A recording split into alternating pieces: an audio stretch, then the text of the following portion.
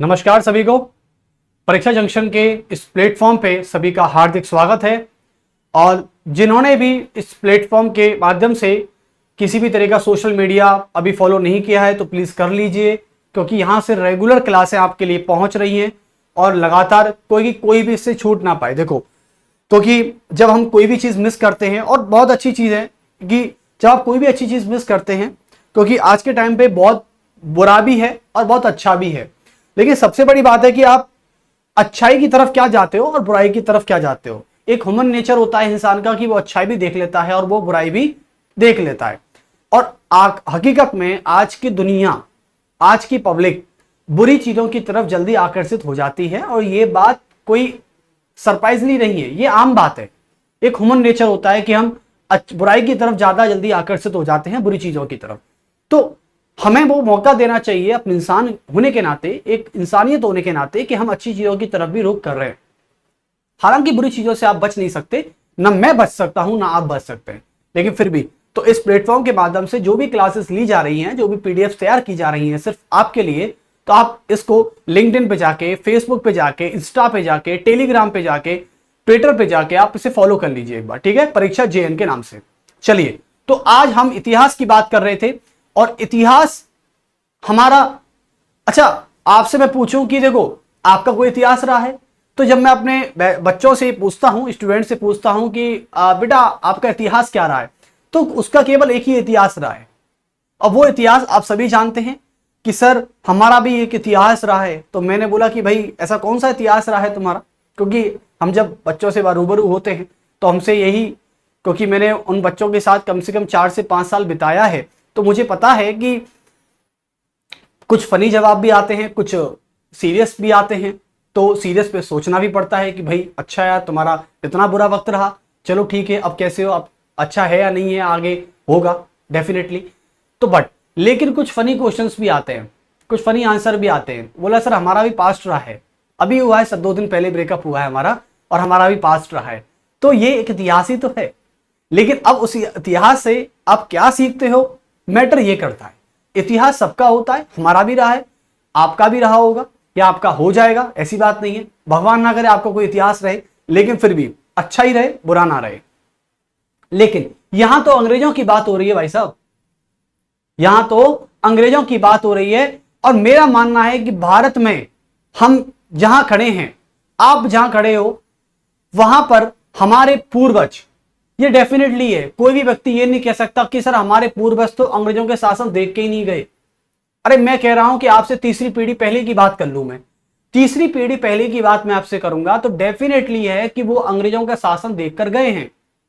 तो इसका मतलब है कि हमारे पूर्वज भी अंग्रेजों के शासन की चपेट में थे, उनके अत्याचार, उनके शोषण, सबकी चपेट में थे। तो इसका मतलब है कि हम उन्हीं से तो सीखे हैं। जब हमारी परदादियां हमको कहानी सुनाती थी, हालांकि हम बहुत छोटे थे या कुछ लोग नहीं थे, लेकिन कुछ लोगों ने अपनी परदादी का चेहरा देखा भी है। कहानियां सुनाई जाती थी, दादी कहानियां सुनाती थी, क्योंकि दादी ने अपनी मां से सुनी होंगी। तो कुल मिला के बात यह है कि ये फैमिली में कहानियां बनती चली जाती हैं। जैसे कि मैंने अपनी मां से सुना, जो कहानी सुनी होगी, वो डेफिनेटली है कि मैं अपने आने वाली पीढ़ी को ये बताऊंगा, ठीक है। यानी जो मैंने सुना वो मैं आगे बताता जाऊंगा, ये परंपरा लगातार चलती रहेगी। यानी इतिहास से आप कभी भी अपना पीछा नहीं छुड़ा सकते हो। तो चलिए, पीछा हमको छुड़ाना भी नहीं है इतिहास से, क्योंकि इतिहास ही हमको वर्तमान में जीना और भविष्य में आगे चलना सिखाता है। चलिए, तो इतिहास डाल के आज हमारा एक जो टॉपिक था, चैप्टर हमारा था कर्नाटक वॉर। आपकी जो पहली वीडियो थी वो कल यूट्यूब पे पब्लिश हो चुकी है, आप सभी वहां से देख सकते हैं। लेकिन सेकंड वीडियो आज हम तैयार कर रहे हैं यहां पर आपको पढ़ाने के बाद, तो वो भी पब्लिश हो जाएगी, वो भी आप देख सकते हैं। तो आज सेकंड पार्ट है, और सेकंड पार्ट की बात मैं आपसे करूंगा कर्नाटक वॉर, यानी कर्नाटक का दूसरा वॉर। कल हमने एक्सला शापिल की संधि कर ली थी, आप सभी को पता है, और एक्सला शापिल की संधि के बाद युद्ध लगभग शांत हो गया था, लगभग शांत हो गया था। सर ये लगभग क्यों इस्तेमाल कर रहे हो, संधि तो युद्धों का अंत का परिणाम होती है।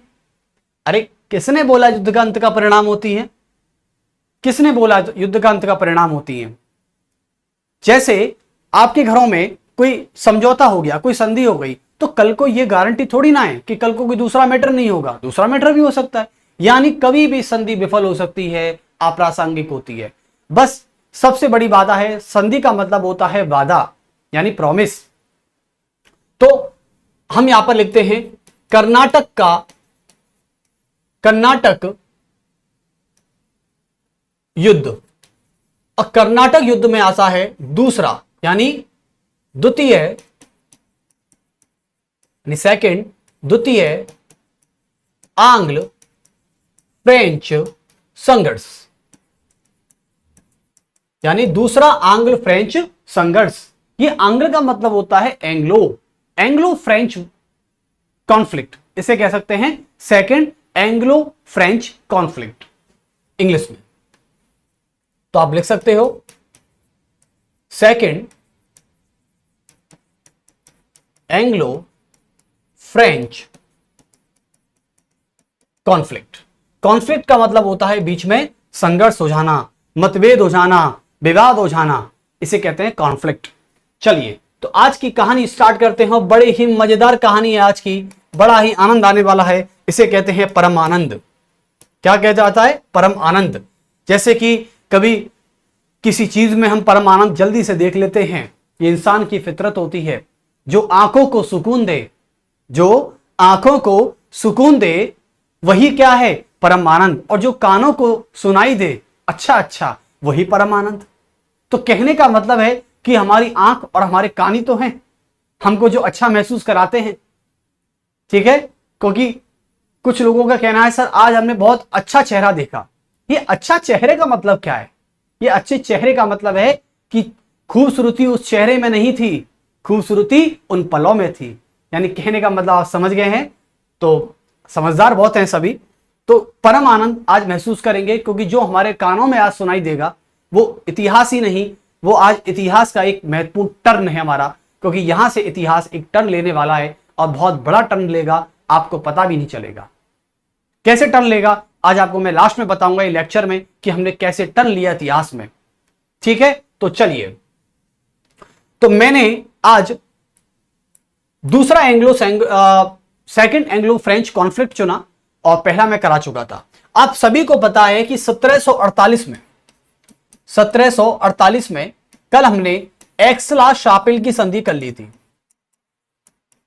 एक्सला शापेल की संधि यानी ट्रीटी ऑफ एक्सला शापेल। और यह संधि कहां हुई थी? यह संधि हुई थी ऑस्ट्रिया में। कहां हुई थी? ऑस्ट्रिया में। तो ऑस्ट्रिया कहां पर आता है? ऑस्ट्रिया आता है यूरोप में। ओके, कुछ लोग ऑस्ट्रिया, इसकी कैपिटल है वियना और ये यूरोपियन देश है ऑस्ट्रिया। तो कुल मिला के हमने एक्सला शापेल की संधि को अच्छे समझा। एक्सला शापेल की संधि में आप सभी को पता है डुप्ले भी शामिल था।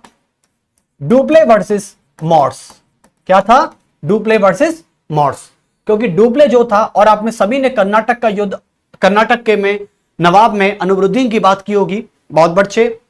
तो डुप्ले यहां पर हो गया और मॉर्स यहां हो गया, दोनों के बीच में हुआ था। और दोनों के बीच में विवाद था मद्रास का। किसका? मद्रास का। क्योंकि डुप्ले ने मद्रास को 1946 में क्या किया था? कब्जा किया था। लेकिन इस संधि के माध्यम से उसको लौटा भी दिया गया था। तो कुल मिला के आप समझ गए हैं, ये हमारी बैक स्टोरी थी। अब बैक स्टोरी से आगे की स्टोरी जान लेते हैं एक बार, आगे क्या होता है। जब एक्सला शापेल की संधि हुई थी तो इस संधि में यह बोला गया कि अंग्रेज और फ्रांस कभी आपस में नहीं लड़ेंगे। क्या सर, क्या बात कर रहे हो? आपने तो बड़ी अचंभे की वाली बात कर दी। ये तो शॉकिंग न्यूज है हमारे लिए कि अंग्रेज और फ्रांस नहीं लड़ेंगे। यानी या तो अंग्रेज भले हैं या फ्रांस भला है, या तो अंग्रेज भले हो गए या फ्रांस भला हो गया। लेकिन आपको समझना भी होगा कि ये दोनों इतने भले भी नहीं थे कि दोनों लड़े ही ना, क्योंकि इस संधि को अप्रासंगिक तो होना ही था। और जब इस संधि को अप्रासंगिक होना ही था तो कुछ ना कुछ तो स्थिति जन्म लेती है, कोई ना कोई कंडीशन फिर दोबारा जन्म लेगी इस इतिहास के यू टर्न पर, कुल मिला के मोड़ पर। तो अब बात करते हैं इस संधि की। इस संधि का क्या हुआ? अपमान हो गया। अब इस संधि का जब अपमान हुआ तो क्यों हुआ, आपसे रीजन पूछा जाएगा। सर इस संधि का अपमान क्यों हुआ, जरा बताइए एक बार। ठीक है, बता देते हैं, इसमें क्या दिक्कत है। तो इस संधि का अपमान ऐसे हुआ, जैसे कि आपको पहला जब कर्नाटक वॉर पढ़ा रहा था तो उसमें सभी को मैंने बताया था कि ऑस्ट्रिया में उत्तराधिकारी का युद्ध चल रहा था साहब, और वहां पर अंग्रेज और फ्रांस यूरोप में अपनी जमीन पर नहीं, उनकी जमीन पर, अपनी ही जमीन पर क्या कर रहे थे, लड़ रहे थे साहब। लड़ने का बहुत शौक है इनको, लड़ रहे थे। अब लड़ते लड़ते जब यह खबर भारत पहुंची तो भारत में भी फ्रेंच कंपनी थी और अंग्रेजी कंपनी थी, ये दोनों बेचारे यहां भी लड़ने लग गए, क्योंकि लड़ना तो था ही। लड़ने के लिए सर जमीन क्या देखना, सर पे टोपी हो या ताज हो पर हाथों में तलवार होनी चाहिए लड़ने के लिए, यही चीज ये लोग फॉलो कर रहे थे। अब जब क्यों की बात की तो पहले में ऑस्ट्रिया का युद्ध चल रहा था उत्तराधिकारी को लेकर। अंग्रेजी कंपनी चाह रही थी कि मेरा उत्तराधिकारी बैठे, फ्रेंच चाह रहा था कि मेरा उत्तराधिकारी बैठे। दोनों के उत्तराधिकारी के चलते हुए यानी राजनीतिक महत्वाकांक्षा ने दोनों में टकराव पैदा किया, और जब उसकी खबर भारत पहुंची तो ये भारत में भी लड़ने लग गए, क्योंकि भैया दुश्मन तो ना जमीन देखता है ना सरहद देखता है, बस वो लड़ना जानता है। जैसे कि भारत और पाकिस्तान की हम बात कर लेते हैं, पाकिस्तान से अभी हमारे संबंध अच्छे नहीं हैं, तो आप ये बताइए क्या पाकिस्तान से गोलीबारी नहीं होती, सीज फायर नहीं होता, होता है ना, लेकिन आज बहुत हद तक कम हो रहा है। तो इसका कारण यह था कि यह भारतीय परिस्थितियों से उत्पन्न हुआ था, भारतीय परिस्थितियों से उत्पन्न हुआ था, यानी ऑस्ट्रिया का इससे कोई संबंध नहीं है। भारतीय परिस्थितियों से उत्पन्न हुआ यह युद्ध, यानी हमारी इंडिया की सिचुएशन थी। अब बोलोगे सर इंडिया की सिचुएशंस कैसे क्रिएट हो गई कि भैया अंग्रेजी और फ्रेंच दोनों आपस में लड़ने लगे। एक्चुअल में आपको बताता हूं, लगभग से लगभग जो दूसरा संघर्ष वॉर था ना, यह 1751 से लेकर 1755 के बीच हुआ था डियर, और 1750 में एक कंडीशन आती है। 1750 के आसपास क्या होता है, सॉरी 49 में होता है, आप इसे 49 कर लीजिए एक बार, 1748 करिए, चलिए 1748 में कर्नाटक का नवाब कौन था, अनवरुद्दीन, और हैदराबाद का, अब इसमें हैदराबाद भी शामिल कर लो भाई साहब, हैदराबाद जो है वो निजाम के हाथ में था। अब 1748 में हैदराबाद के निजाम की मृत्यु हो जाती है, और हैदराबाद का निजाम का नाम था निजाम आसफ जहां उल मुल्क। क्या था, आसफ जहां उल मुल्क। तो आप डाल सकते हो कि 1748 में निजाम आसफ जहां उल मुल्क इसका नाम था, और यह था हैदराबाद का नवाब। इसकी क्या होती है, इसकी हो जाती है डेथ, यानी ये खत्म, इसका हो गया स्वर्गवास। अब स्वर्ग में गया नरक में गया हमें क्या फर्क पड़ता है, ठीक है, जैसे कर्म रहे होंगे वैसा स्वर्ग नरक मिल गया होगा। लेकिन अब जब इनकी डेथ हो जाती है तो सबसे बड़ी बात है कि हैदराबाद में उत्तराधिकारी को लेके क्या होगा, संघर्ष होगा। और ये हमारा इतिहास इस बात का गवाह है कि चाहे हिंदू में हो चाहे मुसलमान शासक रहा हो, यदि एक से ज्यादा पुत्र हैं तो हमेशा लड़ाई उत्तराधिकारी की हुई है। सिंहासन के लिए भाई ने भाई को मारा है, भाई ने मां को मारा है, मां ने भाई को मारा है, सब कुछ ऐसा हुआ है। कभी कभी ऐसा हुआ है कि राजमाता ने अपनी राजा की दूसरी पत्नी के बेटे को मार दिया, जिसे सौतेला पुत्र कहा गया। ऐसा हुआ है कई बार, आप देखिए एक बार, आप चंद्रगुप्त के टाइम पर देख लीजिए। चंद्रगुप्त के टाइम पर जो राजमाता थी हेलिना का जो पुत्र था वो उसे बनाना चाहती थी चंद्रगुप्त का उत्तराधिकारी, लेकिन चंद्रगुप्त का उत्तराधिकारी कौन बना, बिंदुसार बना। समझ गए ना। तो कुल मिला के बात यहां पर निष्कर्ष आ चुकी है, और बिंदुसार की कौन लगती थी हेलिना, वो उसकी सौतेली मां लगती थी। तो कुल मिला के यह है कि हमारे इस इतिहास में सिंहासन के लिए बेटे ने पिताजी को, है ना, भाई ने भाई को मारा है, कत्लेआम हुआ है, ऐसी कोई भी बड़ी बात इसमें नहीं है। ऐसा ही नहीं कि यही हुआ है। अब साहब जब आसफ जाके मृत्यु हो जाती है तो कुल मिला के निजाम आसफ जहां उल मुल्क के दो पुत्र होते हैं। क्या होते हैं, पुत्र नंबर 1 पुत्र नंबर 2। हालांकि 3 पुत्र थे, लेकिन तीसरे पुत्र की बात बाद में करेंगे। चलो तीसरा भी कर देते हैं। तो 3 पुत्र थे। पहले पुत्र का नाम क्या था? मुजफ्फर जंग। क्या था? मुजफ्फर जंग। मुजफ्फर जंग। दूसरे का नाम था नासिर जंग, और तीसरे का नाम था सलावत जंग। लो भाई साहब, सलावत जंग, नासिर जंग और मुजफ्फर जंग, इनके नाम में ही जंग है, तो जंग क्यों नहीं करेंगे? लेकिन जंग करेंगे या करवाए जाएंगे ये तो बाद में ही पता चलेगा। चलिए ठीक है, अब इनके 3 पुत्र हो गए साहब, लेकिन सबसे बड़ी उत्तराधिकारी की लड़ाई किन दोनों में थी? इन दोनों में थी। सलावत जंग तो बेचारा छोटा था, अब वो छोटा समझ के अपने आप को छोटा मान बैठा, बोला कि भैया मुझे कोई लड़ाई वड़ाई नहीं करनी, मुजफ्फर बने या नासिर बने, दोनों से मेरा संबंध अच्छा है, मैं तो भैया चुपचाप बैठा हूं, आराम से रोटी तोड़ूंगा महल में, आराम से राज चलाऊंगा, मैं भी तो राजकुमारी हूं। ठीक है। और सबसे बड़ी लड़ाई थी इन दोनों के बीच, कौन बनेगा उत्तराधिकारी, कौन बनेगा हैदराबाद का अगला निजाम। और निजाम का मतलब होता है नवाब, यानी राजा। जब आप एक तैयारी के लिए, एसएससी के कंपटीशन के लिए, यूपीएससी के कलेक्टर बनने के लिए दूसरे आदमी को पछाड़ सकते हो, बस उसकी हत्या ही नहीं कर सकते। ठीक है। अब वरना कानून नहीं होता तो आज साथ हत्या भी कर देते कि नहीं आईएएस नहीं, आईएएस तो हम बनेंगे। लेकिन आज कानून के रहते हुए कम से कम आप अपनी पढ़ाई कर रहे हैं, दूसरे को पढ़ाई में हरा रहे हैं, यह है।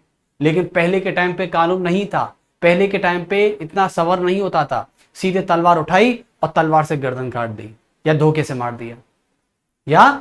मार दिया, तो ऐसे था। अब यहां तो स्थिति तो इसलिए भारतीय परिस्थितियों से उत्पन्न हुई। कैसे? क्योंकि दोनों के बीच में क्या हो गई? टक्कर हो गई, मुजफ्फर जंग और नासिर जंग।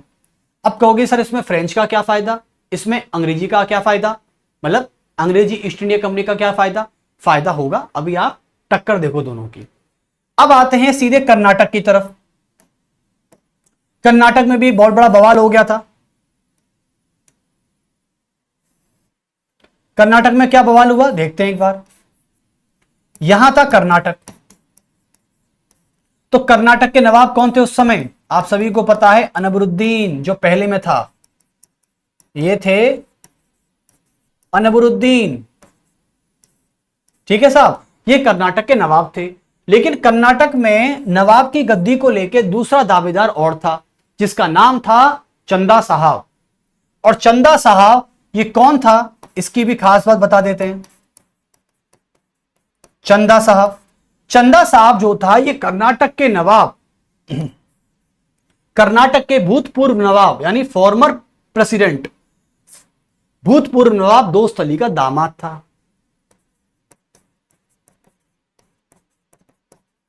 दोस्त अली का दामाद था।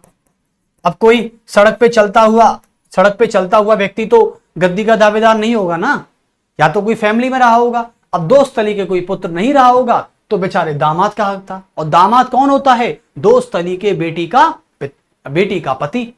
तो बेटी का पति, इसका मतलब क्या हो गया? पुत्र के समान हो गया। तो पुत्र के समान हो गया तो चंदा साहब ने भी कर्नाटक की गद्दी पर अपना धावा बोल दिया।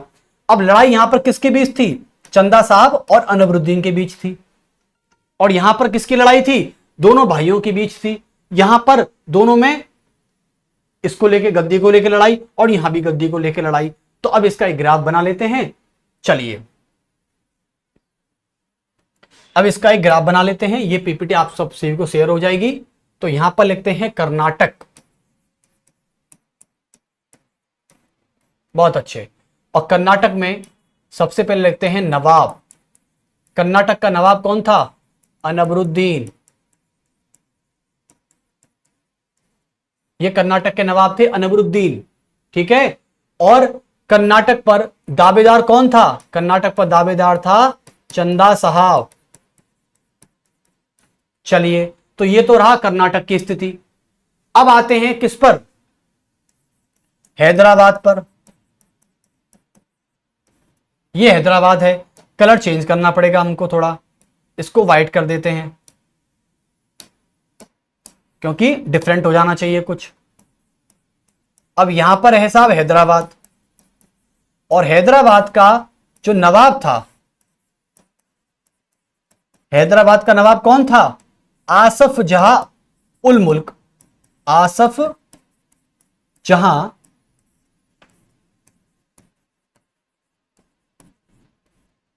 उल मुल्क हुआ है। ठीक है, आसफ जहां उल मुल्क जो था, इसका क्या हो चुका था? 1748 में निधन हो गया था, इसकी डेथ हो चुकी थी। ठीक है, डेड, हाँ 1748 में इसकी डेथ हो चुकी थी। ठीक है, मतलब प्राकृतिक या कैसे भी हैदराबाद। अब क्या था, आसफ जहां के दो पुत्र थे, पुत्र नंबर 1 और पुत्र नंबर 2। पुत्र के पहले पहले ही पुत्र का नाम था मुजफ्फर जंग,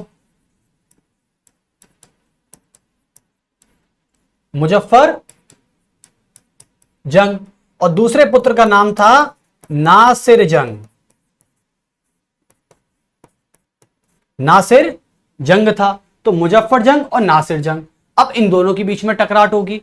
अब आते हैं, जब ये खबर पता चली फ्रांस ईस्ट इंडिया कंपनी और अंग्रेजी ईस्ट इंडिया कंपनी को कि भाई साहब कर्नाटक में नवाब की गद्दी को लेकर लड़ाई हो रही है और हैदराबाद में भी गद्दी को लेकर लड़ाई हो रही है, तो अंग्रेजों ने और फ्रांसों का काम था फूट डालो राज करो नीति। इन्होंने मौके का फायदा उठाया और अपनी अपनी पार्टियां बना ली।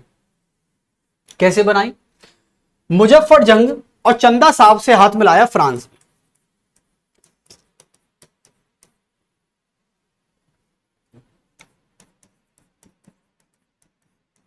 ये बोलता है मुजफ्फर जंग और चंदा साहब से कहता है कि डुप्ले कहता है कि तुम मेरी तरफ। ठीक है, दोनों से मीटिंग करता है, बोलता है मुजफ्फर जंग से और चंदा साहब से कि नवाब बनना है नहीं बनना। मुजफ्फर जंग कहता है कि बनना तो है, लेकिन छोटा भाई दिक्कत दे रहा है मेरा।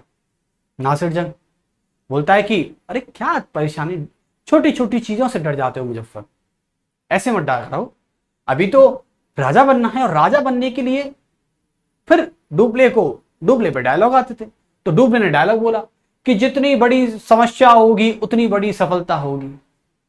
यानी आपका लक्ष्य जितना बड़ा होगा समस्या भी उतनी बड़ी होगी, और समस्या जितनी बड़ी होगी सफलता भी उतनी ही बड़ी होगी। तो कहने का मतलब यह था, मुजफ्फर जंग बोला कि क्या बात है डुप्ले, आजकल तो शेर शायरी कर रहे हो, आजकल तो शेर और शायरी कर रहे हो। तो डुप्ले बोलता है अरे पागल, हम तो तुम्हें मोटिवेशन दे रहे हैं, शेर और शायरी करने का वक्त नहीं है, ये वक्त है हाथों में तलवार लेने का।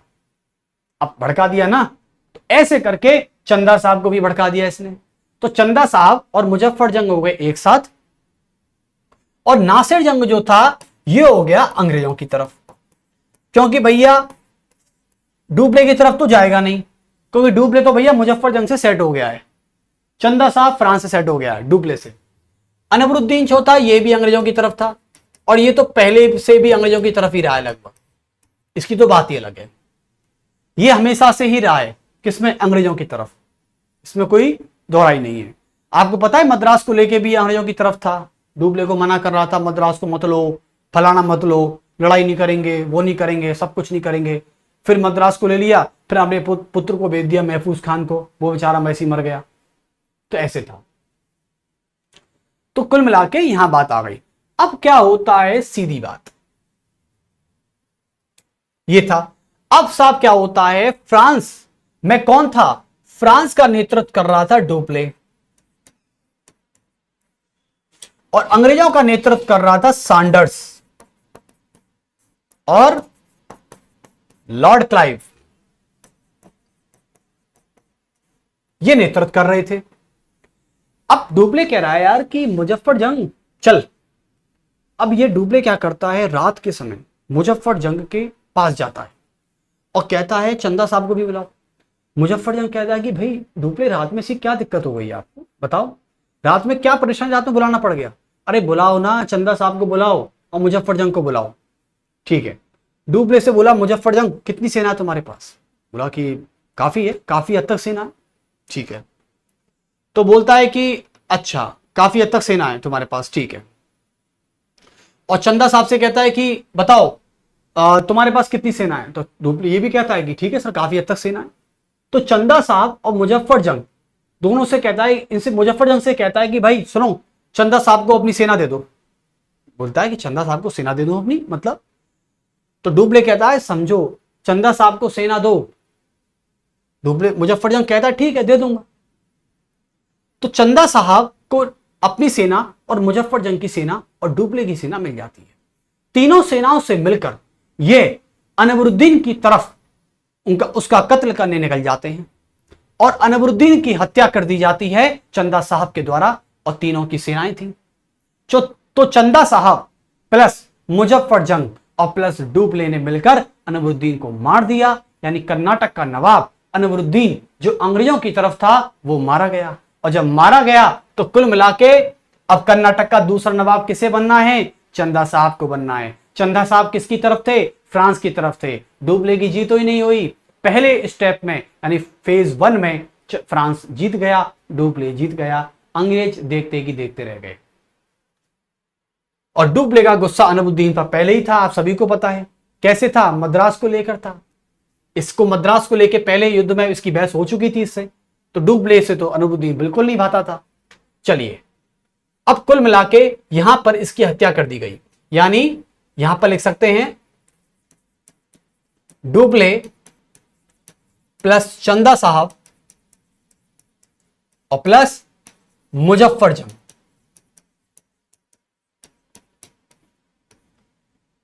मुजफ्फर जंग, इन तीनों ने मिलकर, तीनों की सेनाओं ने मिलकर क्या किया?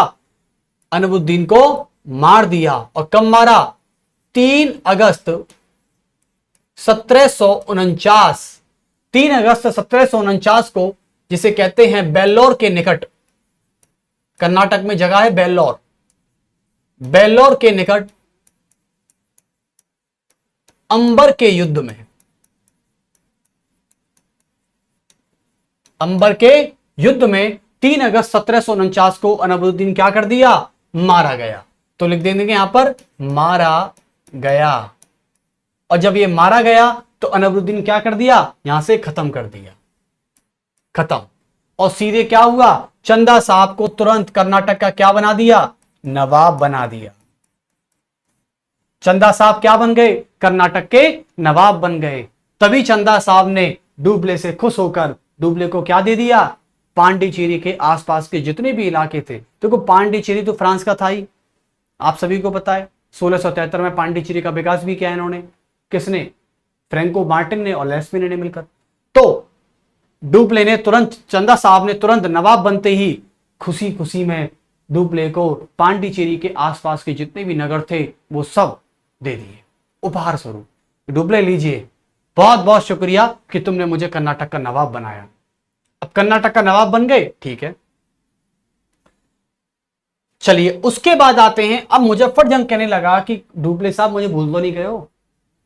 डुबले बोला अरे कहां भूलेंगे तुमको, तुम्हें तो हमने शायरी सुनाई थी ना, याद है तुमको? हाँ। तो मुजफ्फर जंग बोलता है कि फिर बताओ क्या नहीं भूले हो तुम? तो डुबले बोलता है कि हम ये नहीं भूले हैं कि हमको तुमको अभी हैदराबाद का नवाब बनाना है। बोला बनाना तो है पर मेरा खून बैठा है, नासिर जंग मेरा छोटा भैया, उसका क्या करेंगे? तो उसका तो कुछ करना पड़ेगा। अब ऐसे करके डुबले ने नहीं अभी नहीं, अभी डुबले बाद में आएगा। अब आते हैं अंग्रेजों की तरफ। पहले भाई अनवरुद्दीन मरा है तो गुस्सा तो जाहिर है ना अंग्रेजों का। अंग्रेजों की तरफ का इंसान अनवरुद्दीन मारा गया। अंग्रेज सांडर से सोचे कि यार ये डुबले क्या बवाल है, पहले युद्ध में इसने मद्रास को नहीं छोड़ा, दूसरे युद्ध में ये हमारी बस्ती पर चला गया और अब इसने अनवरुद्दीन को मरवा दिया। अब तो यार ये खून खराबे पर आ गया है। पहले तो चलो ये क्षेत्रों को छीन रहा था, अब तो ये खून खराबा करने लग गया डुबले। अब अंग्रेजों ने क्या किया? अंग्रेजों ने बोला कि सुन, कर्नाटक में तो चंदा साहब बैठ गया है, फ्रांस का है जो आदमी, ठीक है, अब हैदराबाद बचा है, हैदराबाद भी हाथ से चला जाएगा। तो अंग्रेज बोले कि नासिर जंग अब तो मुजफ्फर जंग को मारो, क्योंकि अब यही समय आ गया है। आंख का बदला आंख से, खून का बदला खून से। तो नासिर जंग बोला कि ठीक है ब्रिटिशों, मैं अपने बड़े भाई मुजफ्फर जंग को मारने जा रहा हूं, आप मुझे सेना दो। अंग्रेज बोले कि ठीक है सेना ले लो, तुम सेना ले लो, नासिर जंग सीधे मुजफ्फरजंग की तरफ सेना लेके निकला ही था तो डुप्ले को एक खबर लग गई कि मुजफ्फरजंग की हत्या करने नासिर जंग कूच कर पड़ा है। और जैसे ही कूच कर पड़ा है, नासिर जंग अंग्रेजों के कहने पर सीधे मुजफ्फरजंग की तरफ कूच किया। और मुजफ्फरजंग की तरफ जब कूच किया इस व्यक्ति ने, तो क्या हुआ, और यह खबर किसको लग गई, यह सूचना लग गई डुप्ले को। और जब ये इंफॉर्मेशन डुप्ले के पास गई तो डुप्ले ने क्या कर दिया, डुप्ले ने, ये टुकड़ी जा रही है सेना की,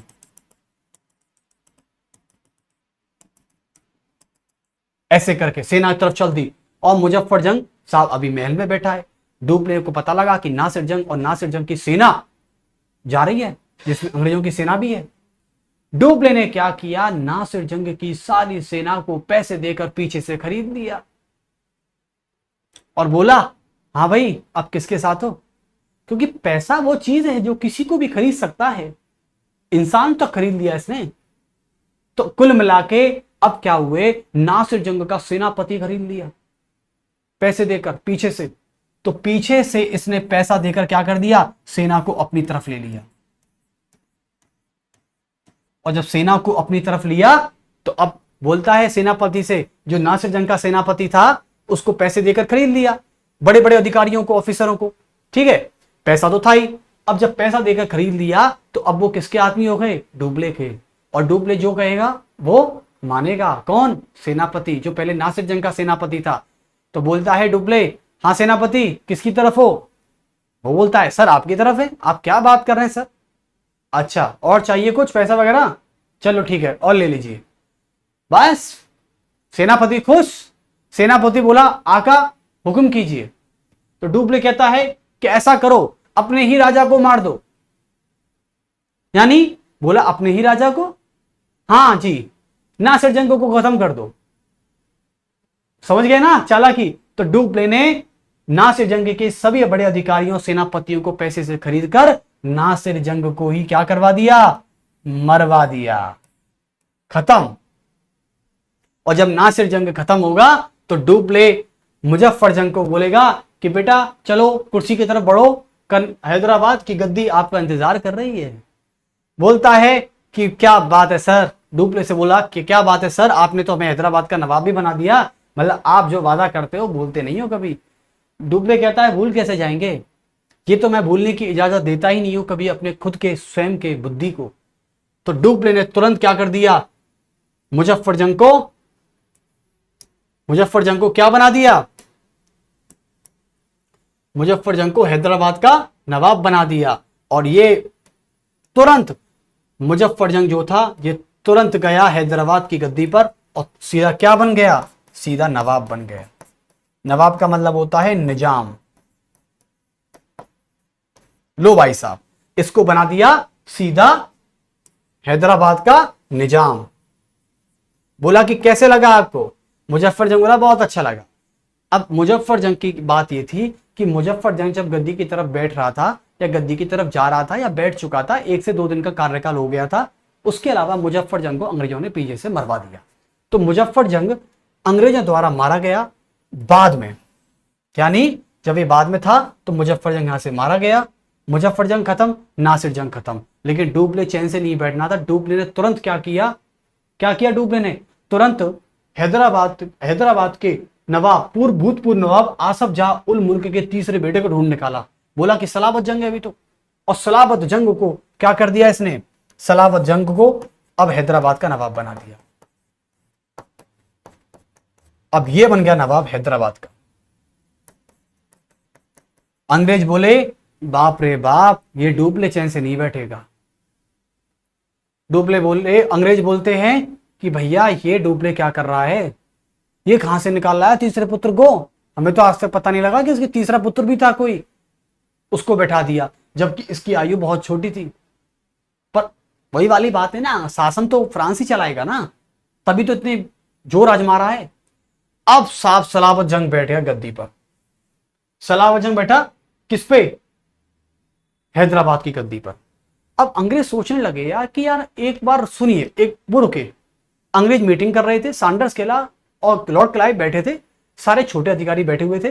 बोले कि एक मिनट रुको, ये कर्नाटक का पहला नवाब कौन था? अनवरुद्दीन, इसका एक पुत्र था। तो अंग्रेज बोलते हैं कि सर वो पुत्र तो महफूज खान था। हाँ, महफूज खान तो मारा गया, एक और पुत्र था मोहम्मद अली। कौन था? मोहम्मद अली। वो कहां है? बोले सर वो तो भाग गया था। अरे उसको लाओ पकड़ के, वो यहां बैठाना है हमको।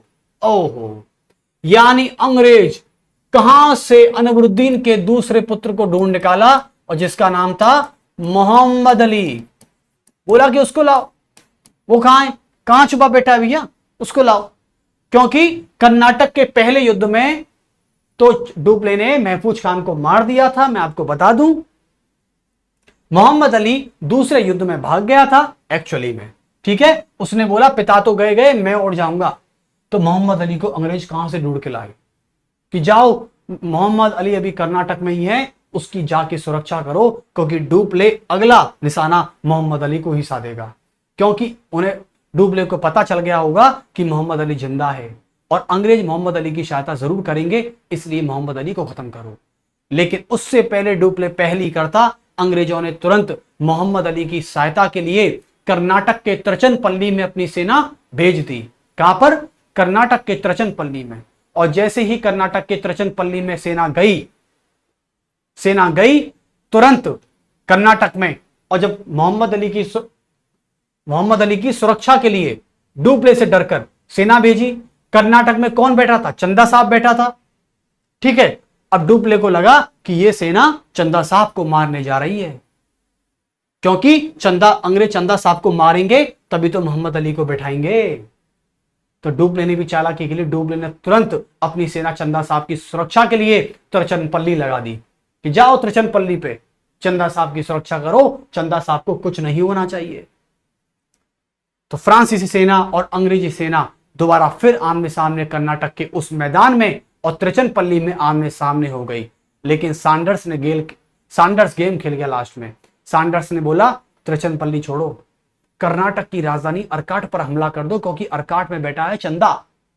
कहां पर बैठा है? अर्काट पर। तिरुचनपल्ली में कुछ नहीं है। तो फ्रांस की और डुप्ले तिरुचनपल्ली में खड़े हुए थे और अंग्रेजों की आधी सेना पीछे से अर्काट की तरफ जाकर चंदा साहब का कत्ल कर दिया। और चंदा साहब का जब कत्ल कर दिया तो डुप्ले कह रहा है ये क्या हो गया, यानी मैं यहां खड़ा हूं, चंदा साहब वहां, खत्म। बस अब जैसे ही डुप्ले बिल्कुल सदमे में आ गया, डुप्ले बोला कि भाई ये तो तुमने धोखा किया है। तो अंग्रेज बोले कि सुनिए, ईमानदारी तो आपने भी नहीं दिखाई थी, आपने भी हमसे पहले खूब चालाकी खेली। पहले कर्नाटक वॉर में क्या बोल के गए थे हमसे?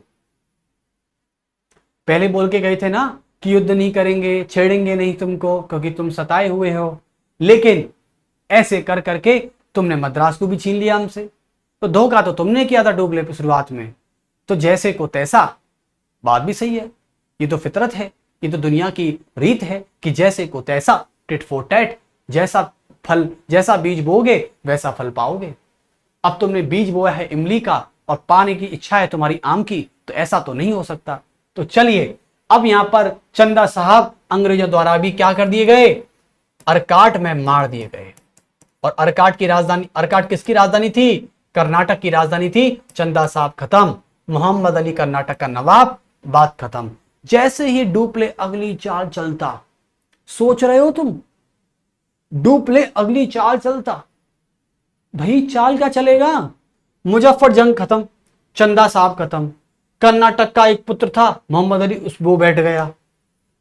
मतलब अभी डुप्ले में इतनी हिम्मत और थी कि वो कुछ भी कर सकता था।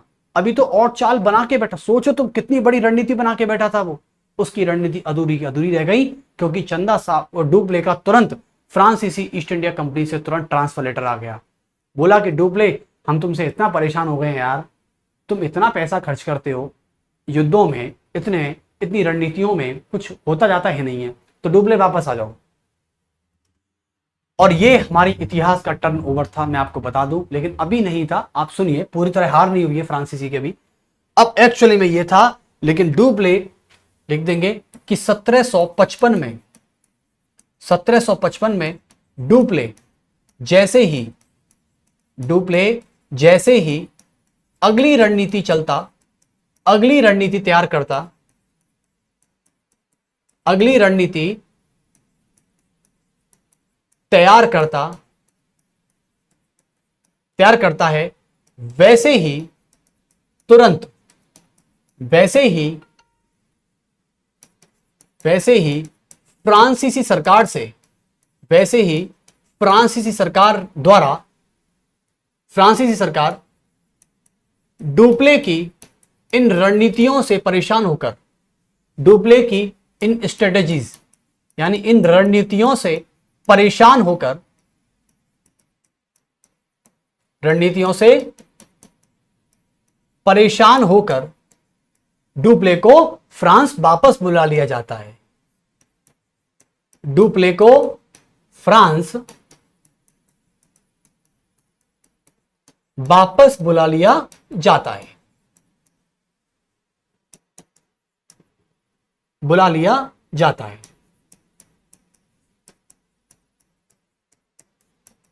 बस, और उसकी जगह गोडहू, और लिखेंगे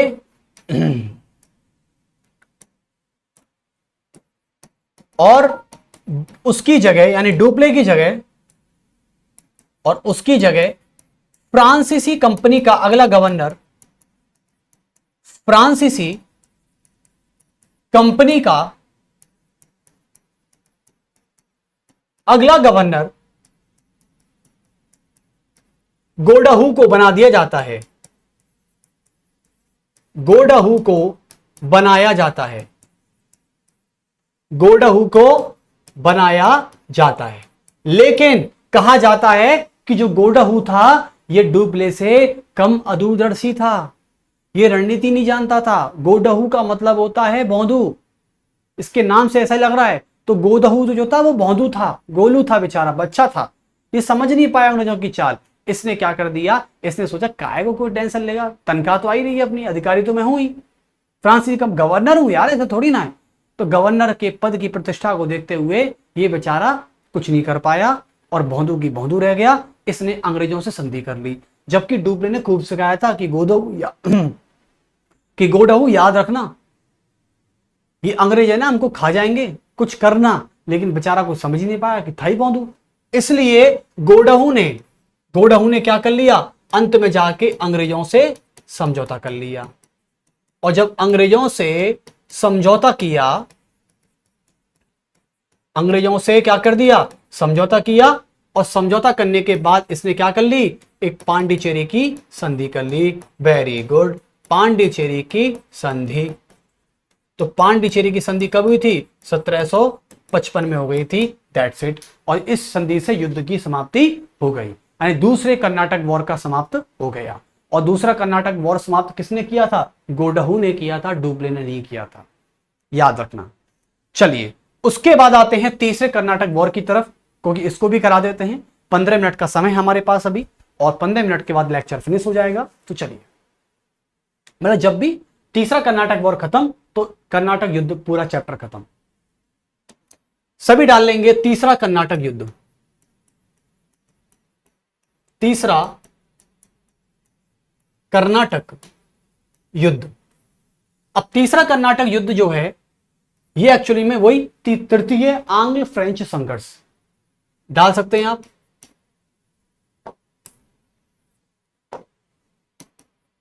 यानी तृतीय आंग्ल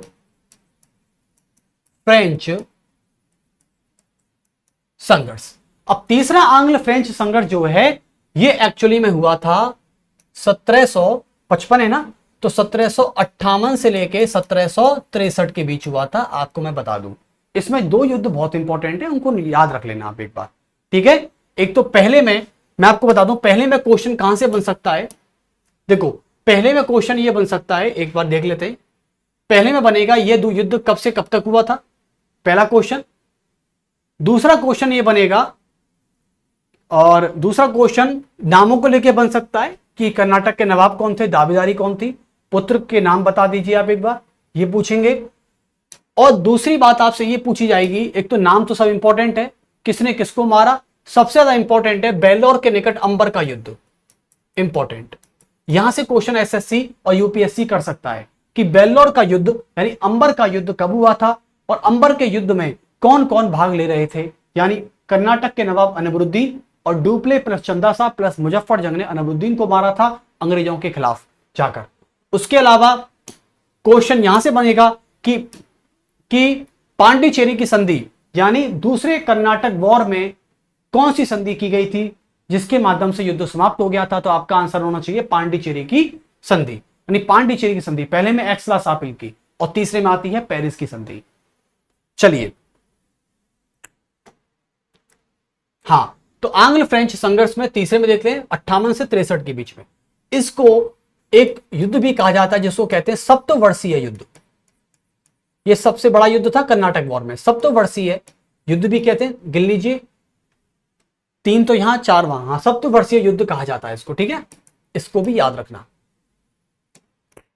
चलिए, तो इसको सप्तवर्षीय युद्ध कह दिया हमने, ठीक है। अब देखो तीसरे कर्नाटक वॉर, आप मुझे बताइए 1755 में संधि कौन सी हुई थी? पांडिचेरी की, पांडिचेरी की संधि हुई थी। वेरी गुड, तो पांडिचेरी की संधि हुई थी। पांडिचेरी की संधि से दूसरा एंग्लो वॉर यानी दूसरा second Anglo French war finish हुआ था, राइट। तो पांडिचेरी की संधि से दूसरा एंग्लो फ्रेंच वॉर खत्म हुआ था। और ये पांडिचेरी की संधि किस किस के बीच हुई थी? ये बीच हुई थी गोडहू वर्सेस, इसमें सैंडर्स था, सैंडर्स प्लस और एक क्लाइव था, राइट, ठीक है। तो तीसरे कर्नाटक वॉर की मैं बात कर लेता हूं। यहां पे क्या था, यहां पे एक बात और थी कि फ्रांसीसी सरकार, देखो कितनी बेवकूफ है, अब की बात नहीं कर रहा, अभी की नहीं है, तब की बात कर रहा हूं।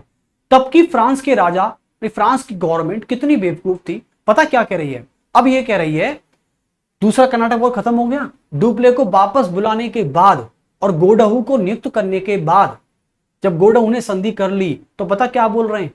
ये बोल रहे हैं वो 55 से 58 तक देखा। अब 55 से लेके 58 तक अंग्रेजों ने बहुत उन्नति कर ली, है ना। अब फ्रांस की सरकार को यह बात चुभने लग गई, तो फ्रांस सरकार क्या करती है, एक स्टेटमेंट जारी करती है। वो कहती है कि अंग्रेजों की शक्तियों को सीमित करने के लिए उसने गोडहू के नेतृत्व में एक सेनापति काउंट डी लाली को भारत भेजा। फ्रांस की सरकार जो थी, यानी फ्रांस की गवर्नमेंट ने अंग्रेजी शक्तियों को सीमित करने के लिए, अंग्रेजी शक्तियों को सीमित करने के लिए, यानी लिमिटेशन लगाने के लिए, सीमित करने के लिए सेनापति यानी कमांडर इन चीफ सेनापति काउंट डी लाली को भेजा। काउंट डी लाली को भारत भेजा ताकि काउंट डी लाली एक अच्छा सेनापति था, मैं मानता हूं, लेकिन ये भी बेचारा क्या करता, ये जब तक भारत आता है, जब तक भारत की जमीन पर कदम रखता है, तब तक क्या होता है, और चीज हो जाती है हमारे भारत में। और वो क्या होती है, सबसे बड़ा था हमारा, आपको बता दूं, हमने जब अंग्रेजों ने प्लासी का युद्ध जीता था 1757 में, लेकिन जब तक काउंट डी लाली, जब काउंट डी लाली भारत पहुंचा,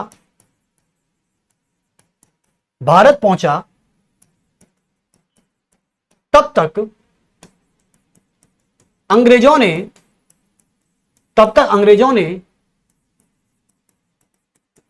प्लासी युद्ध जीत लिया। और प्लासी युद्ध कब हुआ था? प्लासी युद्ध हुआ था 23 जून 1757 को, युद्ध जीत लिया। और जब प्लासी का युद्ध जीत लिया तो अंग्रेजों की शक्ति दोगुना नहीं चौगुना हो गई। आप सभी को पता है, प्लासी और बक्सर, जिससे बंगाल, बिहार, उड़ीसा की दीवानी शक्ति प्राप्त की थी। आप भूल गए इलाहाबाद की संधि और अवध की संधि 1765 की। अंग्रेजों ने प्लासी और बक्सर के युद्ध से जीतने के बाद पूरे भारत पर सत्ता स्थापित कर ली थी। और सबसे बड़ी बंगाल, बिहार, उड़ीसा, मद्रास तो था ही, कर्नाटक भी इनके पास था। सोच रहे हो, पूरे भारत पर इन्होंने कब्जा कर लिया, इन्होंने अवध तक नहीं छोड़ा यार। तो 23 जून 1757 को युद्ध जीत लिया और अंग्रेजों की शक्ति बहुत 2 गुना बढ़ गई। अंग्रेजों की शक्ति 4 गुना बढ़ गई। और 4 गुना जब बढ़ गई तो कुल मिला के अब अंग्रेजों को परास्त करना मुमकिन नहीं था, नामुमकिन हो गया था। इसलिए अब अंग्रेजों को परास्त करना, अब अंग्रेजों को परास्त करना क्या हो गया? नामुमकिन हो गया, नामुमकिन हो गया। और जब इसलिए काउंट डी लाली बेचारा भारत आकर भी कुछ नहीं कर पाया, तो गोडाहू प्लस काउंट डी लाली चुप बैठ गए, बोले कि छोड़ो, ये छोड़ दो भाई साहब, अब ये पहले तो राक्षस थे, अब ये महाराक्षस बन चुके हैं, इनकी शक्ति बढ़ चुकी दुगना, प्लासी जीत लिया है बंगाल, बिहार, उड़ीसा। और जो रूलिंग पार्टी है भैया वो ताकतवर है, तो अब छोड़ दो, अपोजिशन बन जाओ, सबसे बड़ी बात है। तो फ्रांस की गवर्नमेंट अपोजिशन बन गई कुल मिला के। अब कुल मिला के ये हुआ, क्या हुआ? कुल मिला के अंग्रेजों ने तुरंत फ्रांसीसी सरकार को घुटने टेकने पर मजबूर कर दिया और बोला कि फ्रांस को एक संधि करनी पड़ेगी हमसे, और जबरदस्ती की संधि करवाई फ्रांस से अंग्रेजों ने। तो उस समय उस संधि का नाम था पेरिस की संधि। पेरिस की संधि करवाई, और आपको पता है पेरिस की संधि 1763 में हुई थी। लेकिन इससे पहले मैं आपको एक चीज बता दूं, 1760 में देखो, परास्त करने को अंग्रेजों को परास्त कर देते फ्रांसीसी, मैं मानता हूं, लेकिन आप सभी को पता है कि 1760 में एक बाड़ीवास का युद्ध हुआ था। 1760 में एक बाड़ीवास का युद्ध हुआ था, और बाड़ीवास का युद्ध जो था ये अंग्रेजों और फ्रांस के बीच हुआ था। ये अंग्रेज वर्सेस फ्रांस के बीच हुआ था, और इसमें फ्रांसों की क्या हुई थी? हार हुई थी, और अंग्रेजों की इसमें जीत हुई थी। तो कुल मिला के फ्रांस तो 1760 में ही हार गए थे, तो 1763 में इनको संधि करनी पड़ी। इसलिए एक तो प्लासी का जीतना, उसके बाद बांडीवास के युद्ध का जीतना, तो फ्रांसों ने सोचा कि भैया छोड़ दो, क्योंकि प्लासी का युद्ध अंग्रेजों और फ्रांसों के बीच में नहीं हुआ था, ये नवाब की लड़ाई थी। ये सिराजुद्दौला, मैं पढ़ाऊंगा सब कुछ, बंगाल का नवाब था। तो बांडीवास का युद्ध जब फ्रांस हार गए, तो इन्होंने जबरदस्ती में आकर, दबाव में आकर पेरिस की संधि करनी पड़ी। और पेरिस की संधि में अंग्रेजों ने बोला, क्या बोला? अंग्रेजों ने बोला फ्रांस वालों से कि सुनो, आज से, अभी से और इसी वक्त भारत में तुम अपनी सेना नहीं रख सकते। और आप सभी को पता है, जिस कंपनी की सेना जिस जमीन पर नहीं होगी, वो कंपनी कभी भी उस दूसरी कंपनी का विरोध नहीं करेगी, क्योंकि उसमें हिम्मत ही नहीं है। ठीक है? यदि आज मैं भारत सरकार के पास से भारत की आर्मी को हटा दूं, तो आप सोच रहे हो कि सरकार क्या हिम्मत दिखाएगी? कोई भी सरकार हो, कोई भी राजा हो, उसकी जो हिम्मत होती है वो सबसे बड़ी हिम्मत उसकी सेना होती है। और जब आप उससे सेना ही छीन लेते हो, तो राजा राजा नहीं रहता, सरकार सरकार नहीं रहती। ठीक है? वो हमेशा डरा डरा रहता है। इसलिए पेरिस की संधि में सबसे बड़ा बयान यह आया, अंग्रेजों ने फ्रांस से उसकी सेना रखने से मना कर दिया। उसकी सेना रखने से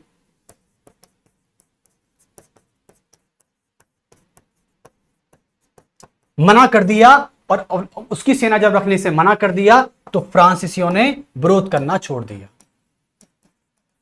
तो फ्रांस ने अंग्रेजों का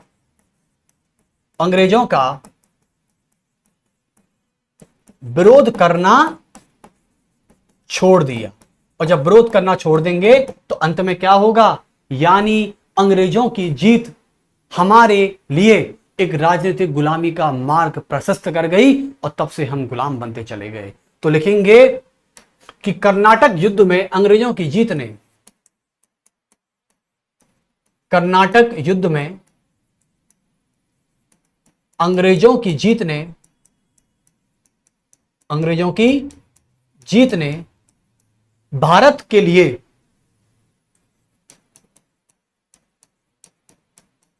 भारत के लिए राजनीतिक गुलामी का मार्ग खोल दिया।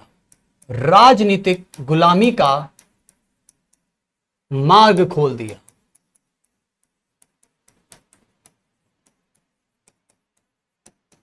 बस तब से हम गुलाम बनते और चले गए, क्योंकि आप सभी को पता है कर्नाटक जो युद्ध था, जो कर्नाटक युद्ध था एक्चुअली में कब हुआ था। देखो कर्नाटक युद्ध की मैं बात करता हूं, पहला युद्ध हुआ था 40 से लेकर 48 के बीच में, दूसरा युद्ध हुआ था 1751 से लेकर 55 के बीच में, और तीसरा कर्नाटक युद्ध हुआ था 1758 से लेकर 63 के बीच में। यहां पर ही इसी बीच में इससे पहले हुआ था अंग्रेजों का या बंगाल के नवाबों का, तो इसमें अंग्रेज वर्सेस बंगाली नवाब, बंगाली नवाब थे। और इसमें हुआ था एक कौन सा, प्लासी का युद्ध, प्लासी का युद्ध, ठीक है। और इसी से पहले और 63 के बाद 1764 में कौन सा युद्ध हुआ था, 1764 में एक बांडीवास का युद्ध, सॉरी बक्सर का युद्ध हुआ था। बक्सर का युद्ध, बिहार में एक मैदान है बक्सर नाम से, उसी भूमि पर बक्सर का युद्ध हुआ था 1764 में। डेट लिखना चाहो तो 22 अक्टूबर लिख लेना, ठीक है।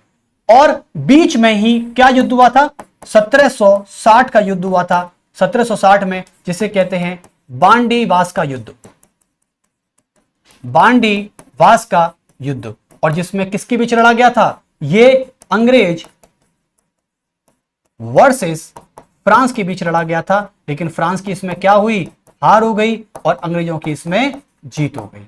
तो कुल मिला के मैं ये कहना चाह रहा हूं, देख लीजिए कर्नाटक वॉर कौन जीता, अंग्रेज। प्लासी कौन जीता, अंग्रेज। बक्सर कौन जीता, अंग्रेज।